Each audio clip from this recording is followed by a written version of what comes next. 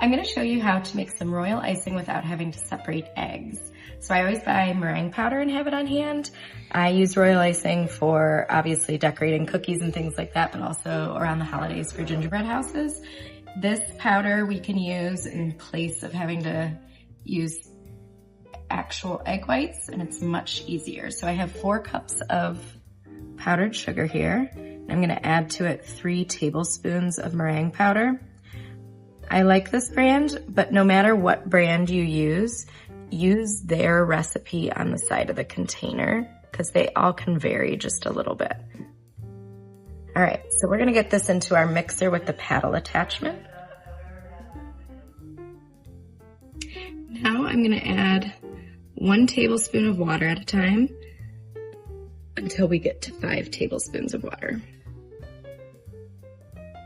At first it's super dry, but if you just kind of keep turning up your speed a little bit, it will all come together. And now we're gonna put this up to medium speed, and we're gonna go for an additional 3 minutes or so. After about a minute or so, I will switch to the whisk attachment just to incorporate some air.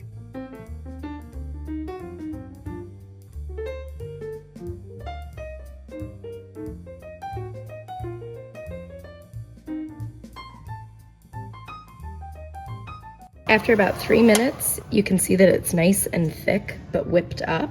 So I'm gonna show you now how you can use this.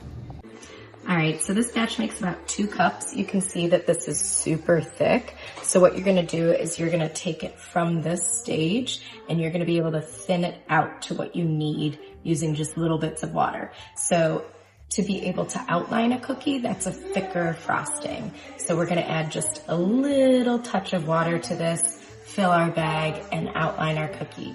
To be able to fill a cookie, that gets a little bit more water. We need it to be kind of like nice and fluid so that it goes ahead and like fills out the cookie without you having to make all these marks on the frosting.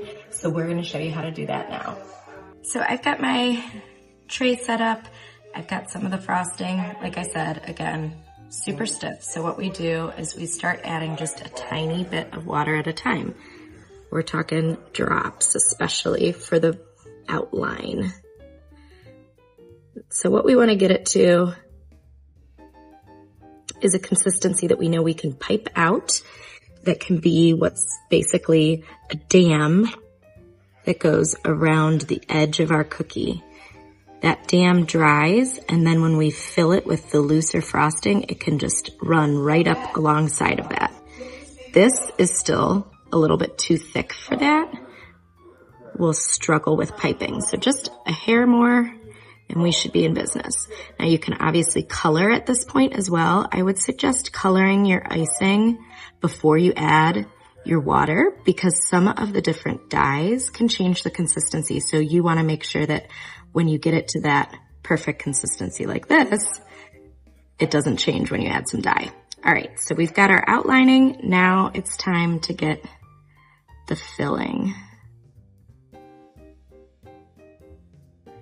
You can be a little bit more precise with measuring. I am eyeballing, but there are lovely charts online as well on how to get these consistencies right.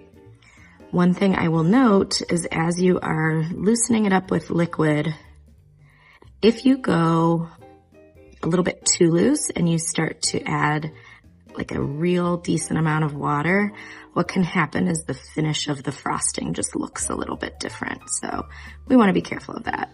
This is not running quickly enough that we would be able to just have it fill in a cookie. So again, a little bit more water.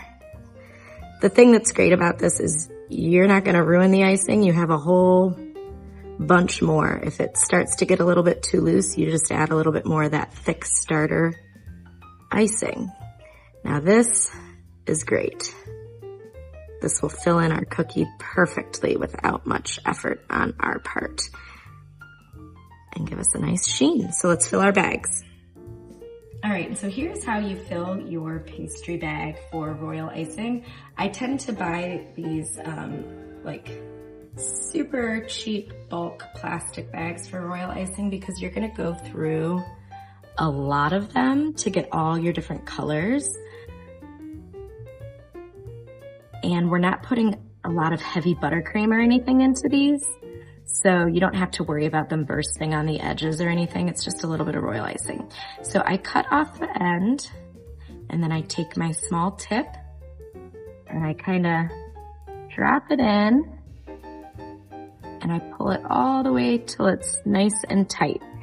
You can see that if I were to cut that end a little bit too far, this would just go all the way through. So make sure you don't cut too much. And then what we're gonna do is we're gonna fold this, and we're gonna fold it halfway down so that it basically looks like this. It's all the way up to the tip. Now I can add my icing in. Using my other hand, I can use my thumb to kind of scrape that off of the spoon. Helps with a lot of the mess of filling pastry bags.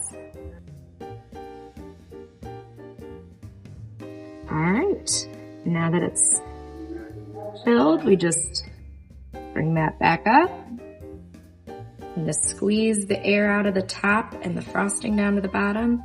Give it a nice twist, and you're ready to go.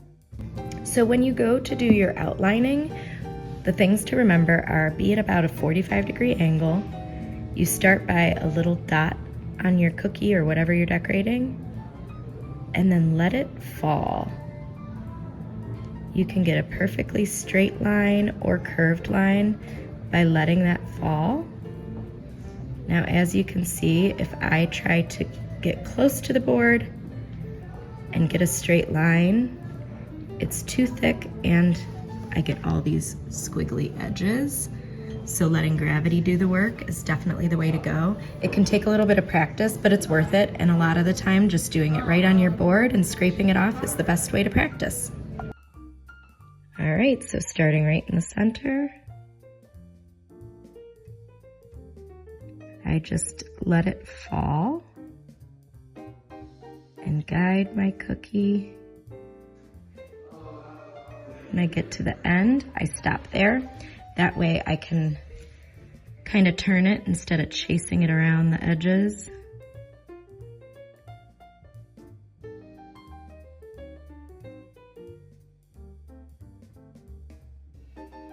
Perfect. Now we're gonna let this dry for about 15 minutes before filling in the center. So here is our filling frosting. Obviously, so much more runny. So when we put it in our bag, number one, I've got a larger tip. That way it can flow out easier. But number two, it might flow out while we're filling it up. So just something to keep in mind.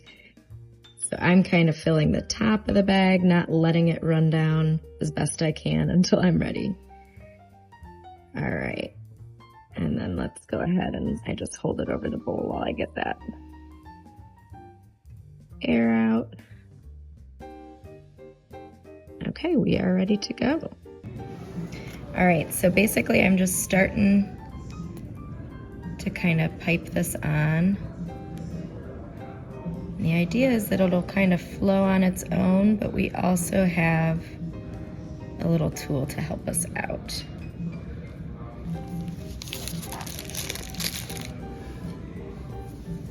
So I tend to let it run on its own, and then I use this to kind of urge it in. And since we thinned it out nicely, we won't get any bumps from this tool. And this is just like a little cake spatula. I just kind of go around and urge it into those edges on its own. You can be using whatever colors you'd like. Any color that you do, you're gonna do that outline and that fill, unless you're going for, you know, dual colors. You can always do that. And then I just kind of drop it a couple times so that way we know we've got a nice smooth surface. And again, we'll let this dry unless we were gonna be working with it in a different way, but I'm gonna be adding another little heart onto it. Okay, so actually I will show you guys also another fun little trick for Valentine's Day that can also be used with other times of year for sure. Once you have this technique, you can experiment and have so much fun with it. So I used that same looser filling frosting, but in pink, and then with a toothpick or a little skewer, you just start at the top and draw that down to be a heart. And you can swing them in different directions.